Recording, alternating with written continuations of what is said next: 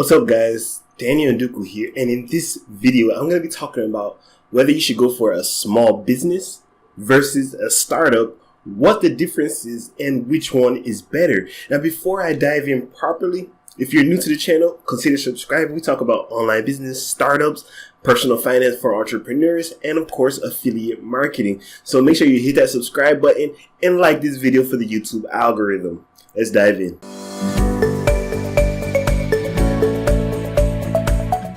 Now, first and foremost, let's get the definitions of both of these things out of the way. First, what is a small business? According to the Small Business Association, a small business is an organization that has been created for profit, is independently owned and operated, and has fewer than 1,500 employees and or $38.5 million in revenue. Now, this is the blanket definition from the Small Business Association, but it actually varies by industry. So if you're in the agricultural industry, your revenue targets and employee targets will be different than if you're in the construction industry. Now, the lowest it goes is a business with $750,000 a year in revenue or less, or 250 employees or less. So when you want to understand what a small business is very much dependent on its industries. But that blanket definition will serve us for now. So now, what is a startup? It's important to know that startups are not recognized by the Small Business Administration. So because of that, the definition for startup varies based on who you're talking to and what you're talking about. So what we're going to do is we're going to use a definition from Steve Blank.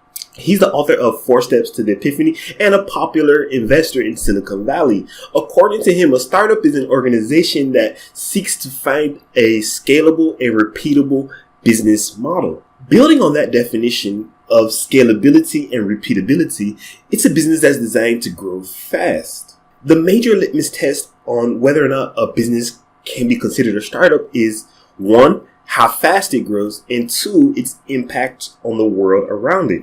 Now, let me give you a really popular example. Uber. Uber was a startup before it had its initial public offering, an IPO, and it grew extremely fast and has had an impact on so many different countries around the world.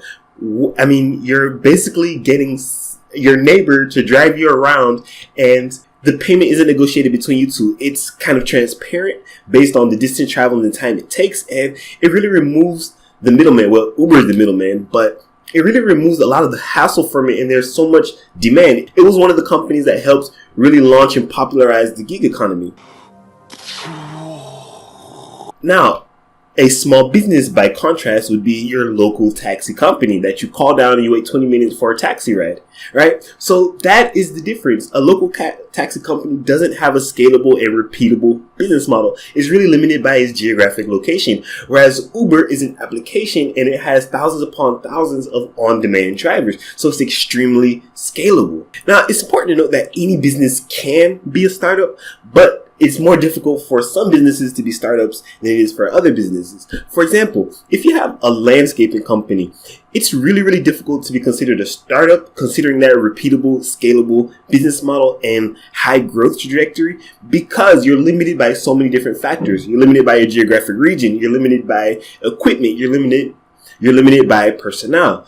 But if, say, you created technology for landscaping companies, then many of those limits have been removed. You're no longer limited by geographic region. You're no longer limited by personnel, and you're no longer limited by equipment, because you can stick 100 people in an office and you can actually serve people from all over the world. A lot of people confuse or kind of conflate startup with tech company. They're not the same thing, although there's clearly a leaning towards tech companies, technology-enabled companies, technology-first companies being startups. That's not actually a prerequisite, although most startups use some form of technology in order to achieve those goals of creating a repeatable and scalable business model. What's the major difference between a startup and a small business?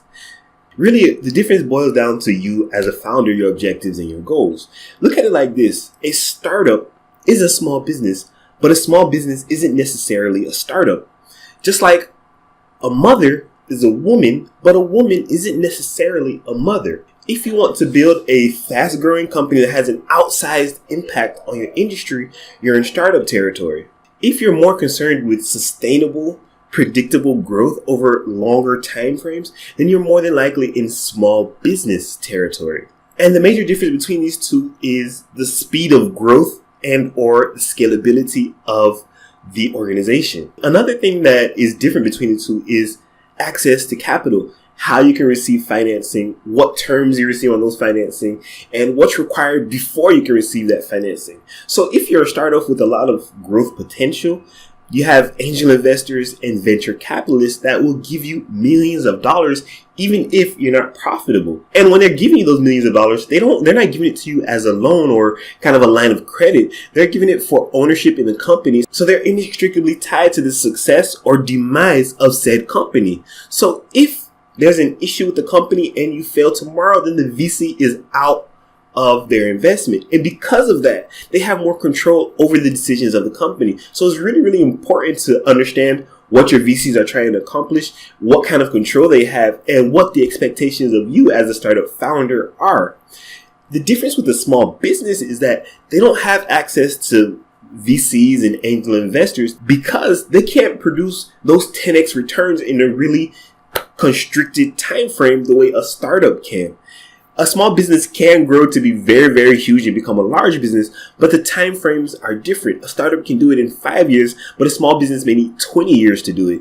And a VC doesn't have a 20-year horizon. They have more like a 10-year horizons to invest and then cash out of the company through maybe a sale or initial public offering. Whereas a small business, you can run your small business for 100 years the way you like and create generational wealth for your family. Now, a startup can do this, don't get me wrong, but it's much less common. And when you're trying to receive financing for a small business, you have to go through banks. They want 3 years of audited revenue and returns. They want collateral and things of that nature. And so if you're just starting out as a small business, you don't have those things. So the main question is, which one is better? Should you build a startup or should you build a small business?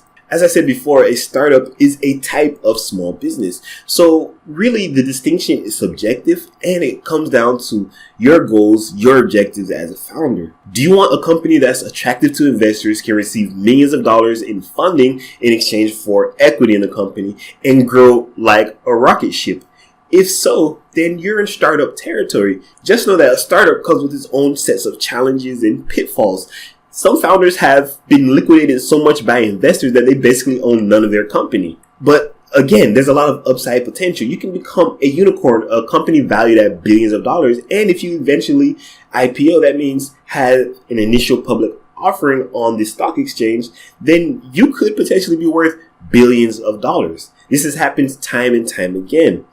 On the other side of the spectrum, you can fail because if that investor funding dries up, and you're not profitable because you're tracing growth, you're hiring more people than your revenue can actually sustain, then you may actually fail even though you're producing millions of dollars of revenue because you're unprofitable. Till today, Uber, which is a publicly traded company, is unprofitable. So it's really something to think about. You have to learn specific business skills in a condensed time frame, whereas a small business owner may need 10 years to learn all these skills or may have 10 years to learn all these skills. A startup founder has to learn these skills in 3 years or the company is going to crash and burn. And you can also be pushed out by investors if they feel like you don't have their best interests at heart. That's really a scary proposition. So it's really important to understand the kind of investors you're getting into bed with. It's really a marriage. On the other end of the spectrum, do you want a company that grows slower, but that growth is sustainable and you can build a long-term vision, something like a 20-year horizon? Then a small business may be for you. The pros of a small business is that there's no pressure to grow faster than you're comfortable with. There's no pressure to trace $1 billion valuation. If you're happy with $1 million a year in revenue, then you can coast along at that until the day you retire or until the day you sell your business. If you want to increase it, that's your choice. You can do whatever you want with your small business. Of course, it has to be in line with applicable laws. But a startup has different obligations. At the same time, you don't have access to certain type of capital and certain networks that a VC can bring to the table or that a startup which has perpetual growth can unlock for itself. So that's it. That's what a small business is. That's what a startup is. And really, there is no better option. It all depends on your personal goals. If you want a $1 billion valuation sometime in the future, startup may be for you. If you want $1 million a year in personal income, a small business may be for you. It all depends on you. That's it for this video. Make sure you subscribe, leave a thumbs up, and I will see you in the next one.